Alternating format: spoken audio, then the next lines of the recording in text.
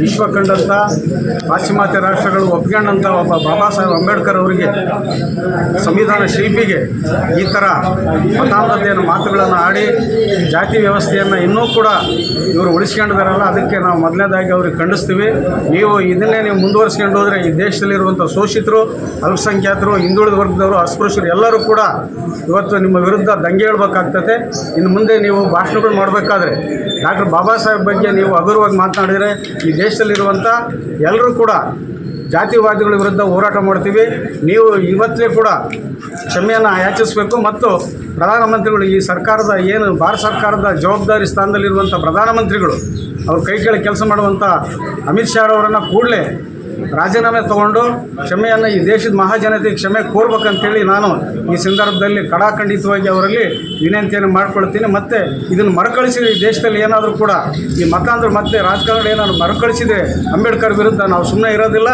ಇಲ್ಲಿಗೆ ಅಂಬೇಡ್ಕರ್ ಅಂತ ಹೇಳಿದರೆ ಯಾರು? ಈ ದೇಶದ ಘನತೆ ಗೌರವನ ಕಾಪಾಡಿದಂಥ ಮನುಷ್ಯ, ಈ ದೇಶಕ್ಕೆ ಸಂವಿಧಾನ ಬರೆದಂಥ ಮನುಷ್ಯ, ಈ ದೇಶದಲ್ಲಿರುವಂಥ ಎಲ್ಲ ವರ್ಗದ ಜನರಿಗೆ ಸಾಮಾಜಿಕ ನ್ಯಾಯವನ್ನು ಕಲ್ಪಿಸಿಕೊಟ್ಟಿರೋಂಥ ಮನುಷ್ಯ.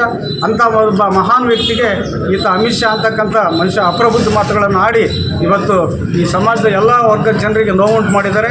ಅದಕ್ಕೂ ಬೇಸರತ್ತಾಗಿ ಅವ್ರು ಕ್ಷಮೆ ಕೇಳಬೇಕು. ಮತ್ತು ಸಂಸತ್ತು ಭವನದಿಂದ ಅವರನ್ನು ರಾಜೀನಾಮೆ ತಗೊಂಡು, ಮಂತ್ರಿಗಿರಿಯಿಂದ ರಾಜೀನಾಮೆ ತಗೊಂಡು ಅವರಿಗೆ ದೇಶದ ಜನರಿಗೆ ಕ್ಷಮೆಯನ್ನು ಕೇಳಲಿಕ್ಕೆ ನಾನು ಒತ್ತಾಯವನ್ನು ಮಾಡ್ತೀನಿ. ತಾಲೂಕು ನಿನ್ನೆ ಅಮಿತ್ ಶಾ ಅವರು ದೇಶದ ಗೃಹ ಮಂತ್ರಿ ಅವರು ಅಂಬೇಡ್ಕರ್ ಬಗ್ಗೆ ದುಶ್ಚಟನ, ಅಂಬೇಡ್ಕರ್ ನಾವೆಲ್ಲ ಅಂಬೇಡ್ಕರ್ ಅನುಯಾಯಿಗಳು, ನಾವು ಅಂಬೇಡ್ಕರ್ ಬಗ್ಗೆ ಅಭಿಮಾನ ಮತ್ತು ನಮ್ಮ ಹೃದಯದಲ್ಲಿ ಅಂಬೇಡ್ಕರ್ ಇದ್ದಾರೆ, ನಮ್ಮ ನಾಲಿಗೆಯಲ್ಲಿ ಅಂಬೇಡ್ಕರ್ನ ನಾವು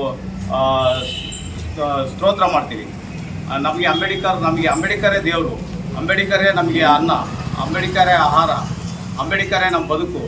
ನಾವು ಮತ್ತೇನು 16 ಜನ್ಮ ಪಡೆದರೂ ಕೂಡ ಅಂಬೇಡ್ಕರೇ ನಮಗೆ ದೇವರು. ಅಂಥದ್ರಲ್ಲಿ ಇವರು ನೀವು ದೇವರ ಸ್ಮರಣೆ ಮಾಡಿರಿ, 7 ಜನ್ಮದ ಸ್ವರ್ಗ ಸಿಗುತ್ತೆ.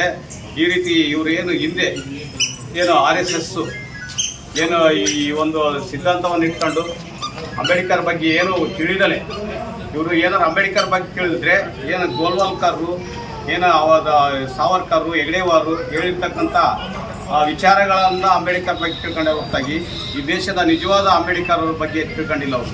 ಅಂಬೇಡ್ಕರ್ ಈ ದೇಶದಲ್ಲಿರ್ತಕ್ಕಂಥ ಬಹುಸಂಖ್ಯಾತ ಜನಗಳು 80% ಜನ ಬಹುಜನರಿದ್ದಾರೆ, ಅವರೆಲ್ಲರ ಬದುಕನ್ನು ಇವತ್ತು ಹಸನುಗೊಳಿಸಿದ್ದಾರೆ. ಸಾವಿರಾರು ವರ್ಷಗಳ ಕಾಲ ನಾವು ಗುಲಾಮಗಿರಿಯಲ್ಲಿ ಈ ಜಾತಿ ವ್ಯವಸ್ಥೆಯಲ್ಲಿ ಸಾವಿರಾರು ವರ್ಷಗಳ ಕಾಲ ತುಳಿತಕ್ಕೊಳಗಾಗಿದ್ದೀವಿ. ಸಾವಿರಾರು ವರ್ಷ ನಾವು ಬೆಳಕನ್ನೇ ಕಂಡಿಲ್ಲ. ನಮ್ಮ ಬದುಕೇ ಒಂದು ದೌರ್ಜನ್ಯಕ್ಕೊಳಗಾಗಿ ಸಂಪೂರ್ಣ ಯಾವುದೇ ಹಕ್ಕುಗಳಿಲ್ಲದೆ, ಒಂದು ಬದುಕಿನ ಬೆಳಕಿಲ್ಲದಲೇ ಬದುಕಿರ್ತಕ್ಕಂಥ ನಮಗೆ ಇವತ್ತೇನು ಅಂಬೇಡ್ಕರ್ ಸಂವಿಧಾನದ ಮೂಲಕ ಸ್ವಾತಂತ್ರ್ಯ ಬಂದು 75 ವರ್ಷದಲ್ಲಿ ಇನ್ನೂ ನಾವು ಒಂದು ಮೆಟ್ಲು ಏರ್ತಾ ಇದ್ದೀವಿ. ಸಂವಿಧಾನದಲ್ಲಿ ಸಮಾನತೆ ಎಡೆಗೆ ಹೋಗ್ತಾ ಇದ್ದೀವಿ. ಅಂಥ ಸಮಯದಲ್ಲಿ ಇವು ಪೂರ್ವಭಾವಿ ಪೀಳಿಗೆಗೊಳಗಾಗಿ ಮನುಸ್ಮೃತಿಯ ಮನುಧರ್ಮದ ಈ ವರ್ಣ ವ್ಯವಸ್ಥೆಯ ಒಂದು ಜಾತಿ ವ್ಯವಸ್ಥೆಯ ಮನುವಾದಿಗಳು ಇವತ್ತು ಆ ಒಂದು ಮನುವಾದವನ್ನು ಓದ್ಕೊಂಡಿರ್ತಕ್ಕಂಥ ಅಮಿತ್ ಶಾ, ಮನುವಾದದ ವಾರಸದಾರ್ಥ ಆಗಿರ್ತಕ್ಕಂಥ ಅಮಿತ್ ಶಾ ಇವತ್ತು ಅಂಬೇಡ್ಕರ್ ಎಂಬುದು ನಿಮ್ಮದು ಒಂದು ವ್ಯಸನ ಅಂತ ಹೇಳ್ತಾರೆ. ಅಂದರೆ ವ್ಯಸನ ಅಂದರೆ ನಾವು ದುಶ್ಚಟಗಾರರಿಗೆ ನಿತ್ಯ ದುಶ್ಚಟ ಮಾಡ್ತಕ್ಕಂಥವ್ರಿಗೆ ವ್ಯಸನಗಾರರು ಅಂತಾರೆ. ಆ ರೀತಿ ಅಂಬೇಡ್ಕರ್ ಎಂಬುದು ವ್ಯಸನಿಗಳು ನೀವು ಅಂತ ಹೇಳ್ತಾರೆ. ಅಂದರೆ ನಾವು ವ್ಯಸನಗಾರರು ಅಂತ ನಾವು ಅಂಬೇಡ್ಕರ್ನಿಂದಲೇ ನಾವು ಬದುಕನ್ನು ಕಂಡುಕೊಂಡಿದ್ವಿ. ಅಂಬೇಡ್ಕರ್ ಬಗ್ಗೆ ಅಮಿತ್ ಶಾ ಅವರು ಕೊಟ್ಟಿರ್ತಕ್ಕಂಥ ಹೇಳಿಕೆ ನಿಜಕ್ಕೂ ಖಂಡನೀಯ. ಡಾಕ್ಟರ್ ಬಿ ಆರ್ ಅಂಬೇಡ್ಕರ್ ಅವರು ಹೇಳಿದಂತೆ ದೇವರು ತಿಳಿದ ಸುಳ್ಳು, ಶಾಸ್ತ್ರ ಪುರಾಣ ಕೊಳ್ಳು, ಸಂವಿಧಾನವೇ ಶ್ರೇಷ್ಠವೆಂತ ಅಂಬೇಡ್ಕರ್ ಅವರು ನಮಗೆ ಆಗಲಿಲ್ಲ ಆದರ್ಶ ಅನ್ನುವಂಥ ಒಂದು ಗೀತೆಯ ಮುಖಾಂತರ ನಾವು ಇಟ್ಕೊಂಡಿರ್ತಕ್ಕಂಥದ್ದಿಷ್ಟೇ. ಅಂಬೇಡ್ಕರ್ ಅವರು ವಿಶ್ವಮಾನವರು, ಒಂದು ಧರ್ಮಕ್ಕೆ ಸೀಮಿತ ಅಲ್ಲ, ವೈವಿಧ್ಯತೆಯಲ್ಲಿ ಏಕತೆಯನ್ನು ಸಾರಿದಂಥ ಮಹನೀಯರು. ಅಂಥ ಧೀಮಂತ ನಾಯಕತ್ವ ಹೊಂದಿರತಕ್ಕಂಥ ಅಂಬೇಡ್ಕರ್ ಅವರು ಅಸ್ಪೃಶ್ಯತೆ ವಿಜೃಂಭಿಸುತ್ತಿದ್ದ ಸಂದರ್ಭದಲ್ಲಿ ಸಾಕಷ್ಟು ಅಸ್ಪೃಶ್ಯತೆಯನ್ನ ತಾನುಂಡು ತನ್ನ ಸಮುದಾಯ ಉಣ್ಣೋದನ್ನು ನೋಡಿ ವಿಧಾನಸಭೆಗೆ ಹೋಗ್ತಾರೆ, ದೊಡ್ಡ ರಾಜಕಾರಣಿಗಳಾಗ್ತಾರೆ. ಅವರು ಕೊಟ್ಟಂತ ಓಟಿನ ಹಕ್ಕು, ಅವರು ಕೊಟ್ಟಂತ ಕೋಟಿನ ಹಕ್ಕು, ಎಲ್ಲ ಸೌಲಭ್ಯಗಳನ್ನ ಪಡ್ಕೊಂಡು ಇವತ್ತು ಇಲ್ಲ ಒಂದ್ ಕಡೆ ಬಾಬಾ ಸಾಹೇಬ್ ಅಂಬೇಡ್ಕರ್ಗೆ ವಿಷಾದಕರ ಹೇಳಿಕೆ ಹೇಳ್ತಕ್ಕಂಥದ್ದು ನಿಜಕ್ಕೂ ಕೂಡ ಆತಂಕಕಾರಿ. ಹಾಗಾಗಿ ಈ ದೇಶದಲ್ಲಿ ಬಾಬಾ ಸಾಹೇಬ್ ಅಂಬೇಡ್ಕರ್ ಒಂದು ಮಾತನ್ನು ಹೇಳ್ತಾರೆ, ಯೋಗ್ಯರ ಕೈಗೆ ಬಾಬಾ ಸಾಹೇಬ್ ಅಂಬೇಡ್ಕರ್ ಏನು ಸಂವಿಧಾನ ಕೊಟ್ಟರೋ ಆ ಯೋಗ್ಯತೆಯಿಂದ ಈ ಒಂದು ಸಂವಿಧಾನ ಆಶೋತ್ತರಗಳನ್ನ ಈಡೇರಿಸತಕ್ಕಂಥ ನಿಟ್ಟಿನಲ್ಲಿ ಇವತ್ತು ಯೋಚನೆ ಮಾಡ್ತಕ್ಕಂಥ ಸದನದಲ್ಲಿ ಕಷ್ಟ ಸಂಕೋಲೆಗಳನ್ನ ಚರ್ಚೆ ಮಾಡ್ತಕ್ಕಂಥ ನಿಟ್ಟಿನಲ್ಲಿ ಅಮಿತ್ ಶಾ ಅವರು ಒಂದು ಏನು ಅಲ್ಲಿ ಚರ್ಚೆ ಮಾಡಬೇಕಾಯಿತು. ಆದರೆ ಅಂಬೇಡ್ಕರ್ಗೆ ಅವಹೇಳನಕಾರಿ ಮಾತುಗಳನ್ನಾಡಿ ಇವತ್ತು ದಲಿತ ಸಮುದಾಯವನ್ನ, ಇಡೀ ಮಾನವ ಕುಲವನ್ನ ಎಲ್ಲ ಒಂದು ಕಡೆ ಏನು ಕ್ಷುಲ್ಲಕ ಒಂದು ಹೇಳಿಕೆ ಹೇಳುವ ಮುಖಾಂತರ ಇವತ್ತು ನಮ್ಮನ್ನ ಕೆದಕಿದ್ದಾರೆ. ಆ ನಿಟ್ಟಿನಲ್ಲಿ ಇವತ್ತು ಇದೇ ರೀತಿ ಏನಾದ್ರೆ ನಾವು ಯಾರನ್ನು ಬೇಕಾದ್ರೂ ಸಹಿಸ್ಕೊಳ್ತೀವಿ. ಬಾಬಾ ಸಾಹೇಬ್ ಅಂಬೇಡ್ಕರ್ ಅವಹೇಳನಕಾರಿ ಮಾತಾಡಿದ್ರೆ ನಾವು ಸಹಿಸೋದಿಲ್ಲ ಅಂತಕ್ಕಂಥ ಮಾತನಾಡಿ ಎಚ್ಚರಿಕೆ ಗಂಟೆ ಕೊಡ್ತಾ ಈ ಒಂದು ಹೋರಾಟದಲ್ಲಿ ನಮಗೂ ಕೂಡ ಮಾತಾಡಲಿಕ್ಕೆ ಅವಕಾಶ ಅಂತ ಎಲ್ಲರಿಗೂ ಹೆಸರಿಗೆ ಕಳಂಕ ತರುವಂತಹ ಮಾತನ್ನು ಸಚಿವರು ಆಡಿದ್ದಾರೆ.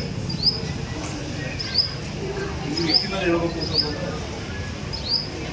ಪ್ರತಿಭಟನೆಯಲ್ಲಿ ಭಾಗವಹಿಸುವಂತಹ ಎಲ್ರಿಗೂ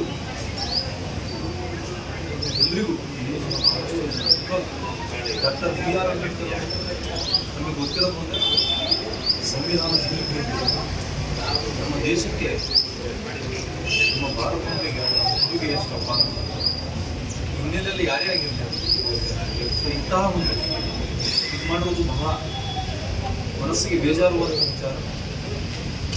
ಇದೇನು ಅಪ್ಲಿಕೇಶನ್ ತಾವೆಲ್ಲ ಕೊಟ್ಟಿದೆ, ಇದನ್ನು ನಮ್ಮ ಗೌರವಾನ್ವಿತ ರಾಜ್ಯಪಾಲರಿಗೆ ಮತ್ತು ಜಿಲ್ಲಾಧಿಕಾರಿಗಳ ಕಚೇರಿ ಮುಖಾಂತರ ನಾವು ಇವತ್ತೇ ಕಳಿಸ್ತೀವಿ.